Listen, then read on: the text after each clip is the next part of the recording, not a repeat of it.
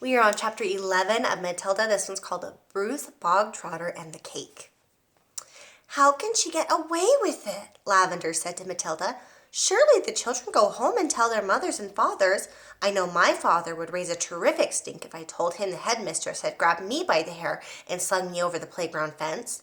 "No, he wouldn't," Matilda said, "and I'll tell you why. He simply wouldn't believe you." "Of course he would."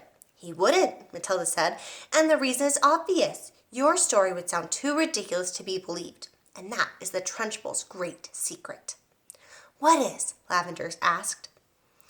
Matilda said, "Never do anything by halves if you want to get away with it. Be outrageous. Go the whole hog. Make sure everything you do is so completely crazy it's unbelievable. No parent is going to believe this pigtail story, not in a million years. Mine wouldn't. They'd call me a liar."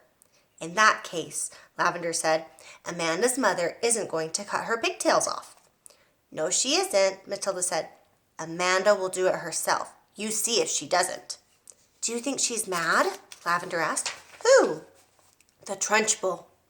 "No, I don't think she's mad," Matilda said, "but she's very dangerous. Being in this school is like being in a cage with a cobra. You have to be very fast on your feet." They got another example of how dangerous the headmistress could be the very next day. During lunch, an announcement was made that the whole school should go into the assembly hall and be seated as soon as the meal was over. When all the 250 or so boys and girls were settled down in assembly, the Trunchbull marched in on the platform. None of the other teachers came in with her. She was carrying a riding crop in her right hand. A riding crop is something that you use to make a horse go faster. You kind of hit the horse's body with it to make it go fast. So she's walking in with her riding crop. Let's see, she must mean business. She stood there on the center stage in her green breeches with legs apart and riding crop in hand, glaring at the sea of upturned faces before her. "What's going to happen?" Lavender whispered. "I don't know," Matilda whispered back. The whole school waited for what was coming next. "Bruce Bogtrotter," the Trunchbull barked suddenly. "Where is Bruce Bogtrotter?" A hand shot up among the seated children. "Come up here," the Trunchbull shouted, "and look smart about it." An 11-year-old boy who was decidedly large and round stood up and waddled briskly forward. He climbed up on the platform. "Stand over there," the Trunchbull ordered, pointing. The boy stood to one side. He looked nervous. He knew very well he wasn't up there to be presented with a prize. He was watching the headmistress with an exceedingly wary eye, and he kept edging farther and farther away from her with little shuffles on his feet, rather as a rat might edge away from a terrier that is watching it from across the room. Here she is. So there's the Trunchbull. She's holding her riding whip. She's got her big green socks on. And she's got her belt. She does not look pleased.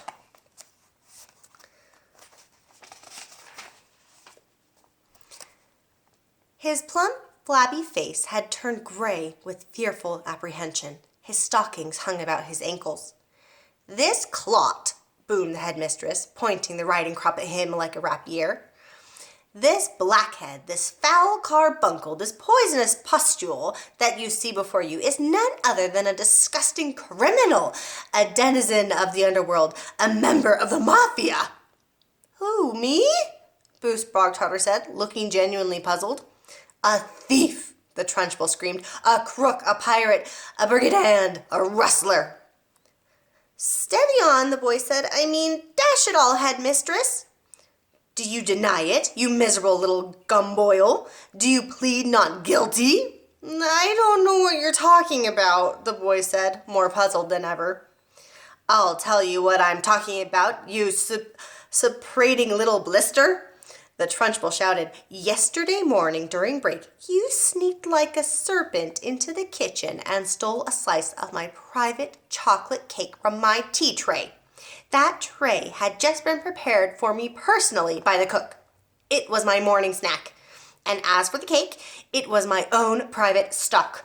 That was not your boy's cake. You don't think for a minute I'm going to eat the filth I give to you. That cake was made from real butter and real cream. And he, that rubber bandit, that safe cracker, that highwayman standing over there with his socks around his ankles, stole it and ate it. Oh my goodness, here's poor Bruce. And he's being accused of eating the cake. Let's see. I never did, the boy exclaimed, turning from gray to white. Don't lie to me, Bog Trotter, barked the Trunchbull. The cook saw you. What's more, she saw you eating it. The Trunchbull paused to wipe a fleck of froth from her lips. When she spoke again, her voice was suddenly softer, quieter, more friendly, and she leaned towards the boy, smiling. You like my chocolate cake, don't you, Bog Trotter? It's rich and delicious, isn't it, Bog Trotter? Very good, the boy mumbled. The words were out before he could stop himself. Oh, I think he just admitted to eating it. You're right, the Trunchbull said. It is very good. Therefore, I think you should congratulate the cook. When a gentleman has had a particularly good meal, Bog Trotter, he always sends his compliments to the chef. You didn't know that, did you, Bog Trotter? But those who inhabit the criminal underworld are not noted for their good manners. All right, there they are. I think she's got something up her sleeve. She's being unusually nice to him right now. The boy remained silent. Cook! The Trunchbull shouted, turning her head towards the door. Come here, cook.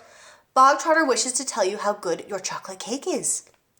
The cook, a tall, shriveled female who looked as though all of her body juices had been dried out of her long ago in a hot oven, walked on the platform wearing a dirty white apron. Her entrance had clearly been arranged beforehand by the headmistress. Now then, Bog Trotter, the Trunchbull boomed, tell cook what you think of her chocolate cake. Very good, the boy mumbled. You could see he was now beginning to wonder what all of this was leading up to. The only thing he knew for certain was that the law forbade the Trunchbull to hit him with the riding crop that she kept smacking against her thigh. That was some comfort, but not much, because the Trunchbull was totally unpredictable. One never knew what she was going to do next. There you are, cook, the Trunchbull cried. Bog Trotter likes your cake. He adores your cake. Do you have any more of your cake you could give him? I do indeed, the cook said. She seemed to have learnt her lines by heart. Then go and get it, and bring a knife to cut it with. The cook disappeared. Almost at once she was back again, staggering under the weight of an enormous round chocolate cake on a china platter. The cake was fully 18 inches in diameter, and it was covered with dark brown chocolate icing. Put it on the table, the Trunchbull said. There was a small table center stage with a chair behind it. The cook placed the cake carefully on the table. Sit down, Bog Trotter, the Trunchbull said. Sit there. The boy moved cautiously to the table and sat down. He stared at the gigantic cake. There you are, Bog Trotter, the Trunchbull said, and once again her voice became soft, persuasive, even gentle. It's all for you, every bit of it. As you enjoyed that slice you had yesterday so very much, I ordered cook to bake you an extra large one all for yourself. Well, thank you, the boy said, totally bemused. Thank cook, not me, the Trunchbull said. Thank you, cook, the boy said. The cook stood there like a shriveled bootlace, tight-lipped, implacable, disapproving. She looked as though her mouth was full of lemon juice. Come on, then, the Trunchbull said. Why don't you cut yourself a nice thick slice and try it? What, now? The boy said, cautious. He knew there was a catch in this somewhere, but he wasn't sure where. Can't I take it home instead? He asked. Here's the cook coming in with a giant chocolate cake. Yes, she looks very shriveled. That poor cook. That would be impolite, the Trunchbull said with a crafty grin. You must show Cookie here how grateful you are for all the trouble she's taken. The boy didn't move. Go on, get on with it, the Trunchbull said. Cut a slice and taste it. We haven't got all day. The boy picked up the knife and was about to cut into the cake when he stopped. He stared at the cake. Then he looked up at Trunchbull, and then at the tall, stringy cook with her lemon juice mouth. All the children in the hall were watching tensely, waiting for something to happen. They felt certain it must. The Trunchbull was not a person who would give someone a whole chocolate cake and eat it just out of kindness. Many were guessing that it had been filled with pepper or castor oil or some other foul-tasting substance that would make the boy violently sick. It might even be arsenic, and he would be dead in 10 seconds flat. Or perhaps it was a booby-trapped cake, and the whole thing would blow up in the moment it was cut, taking Bruce Bogtrotter with it. No one in the school put it past the Trunchbull to do any of these things.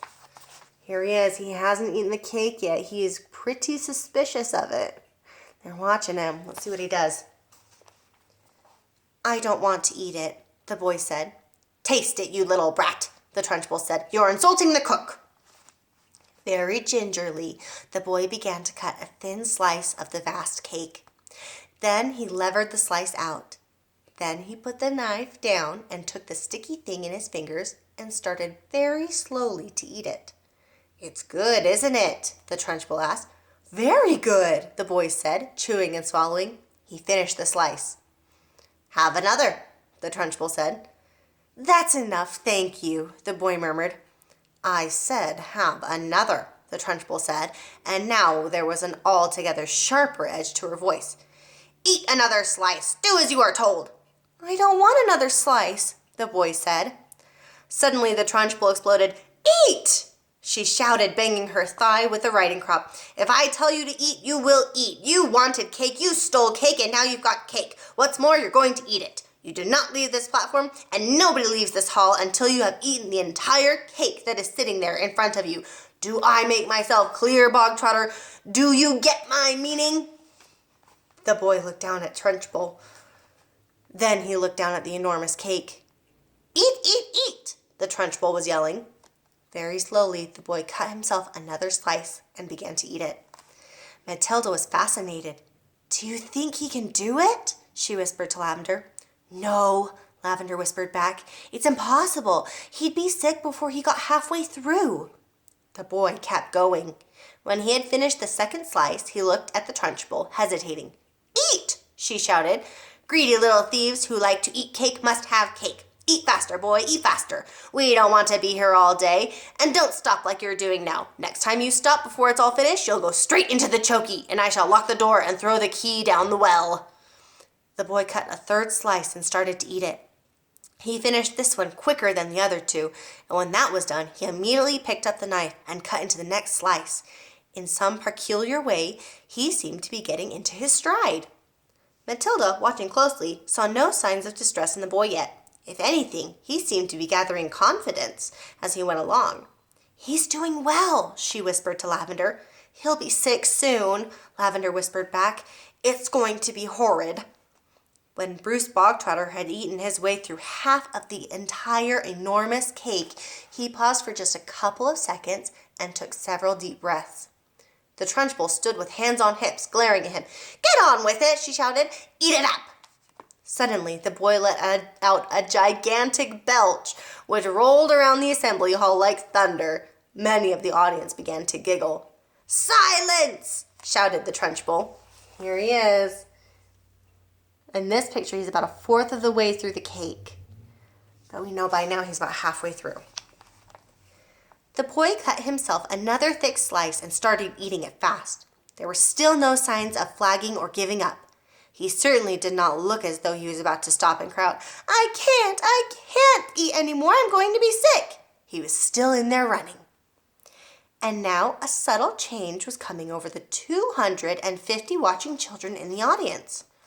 Early on, they had sensed impending disaster. They had prepared themselves for an unpleasant scene in which the wretched boy, stuffed to the gills with chocolate cake, would have to surrender and beg for mercy, and then they would have watched the triumphant Trunchbull forcing more and still more cake into the mouth of the gasping boy. Not a bit of it. Bruce Bogtrotter was 3/4 of the way through and still going strong. One sensed that he was almost beginning to enjoy himself. He had a mountain to climb, and he was jolly well going to reach the top or die in the attempt. What is more, he had now become very conscious of his audience and of how they were all silently rooting for him. This was nothing less than a battle between him and the mighty Trunchbull. Suddenly someone shouted, "Come on, Brucey, you can make it!" The Trunchbull wheeled round and yelled, "Silence!" The audience watched intently. They were thoroughly caught up in the contest. They were longing to start cheering, but they didn't dare. "I think he's going to make it," Matilda whispered. "I think so too," Lavender whispered back. "I wouldn't have believed anyone in the world could eat the whole cake of that size." "The Trunchbull doesn't believe it either," Matilda whispered. "Look at her. She's turning redder and redder. She's going to kill him if he wins." The boy was slowing down now. There was no doubt about that. But he kept pushing the stuff into his mouth with the dogged perseverance of a long-distance runner who has sighted the finishing line and knows he must keep going. As the very last mouthful disappeared, a tremendous cheer rose up from the audience, and children were leaping on their chairs and yelling and clapping and shouting, "Well done, Brucey! Good for you, Brucey! You've won a gold medal, Brucey!" Here they are. They are so excited. He's been able to eat the whole cake. That is a very impressive feat. The Trunchbull stood motionless on the platform. Her great horsey face had turned the color of molten lava, and her eyes were glittering with fury. She glared at Bruce Bogtrotter, who was sitting on his chair like some huge overstuffed grub, replete, comatose, unable to move or to speak. A fine sweat was beading his forehead, but there was a grin of triumph on his face. Here he is. Oh, there we go. He is looking pretty pleased with himself, having finished the whole cake. There's Mrs. Trunchbull, and she's holding up the cake platter. Suddenly, the Trunchbull lunged forward and grabbed the large empty china platter on which the cake had rested.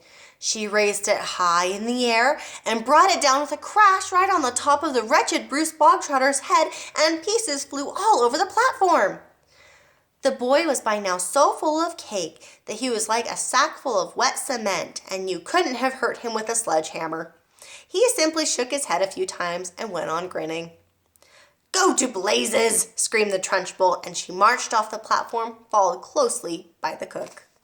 All right, tomorrow we're going to read chapter 12. This one's called Lavender. It's going to be about her friend Lavender. Okay, we'll find out what happens. I'll see you guys then. Bye.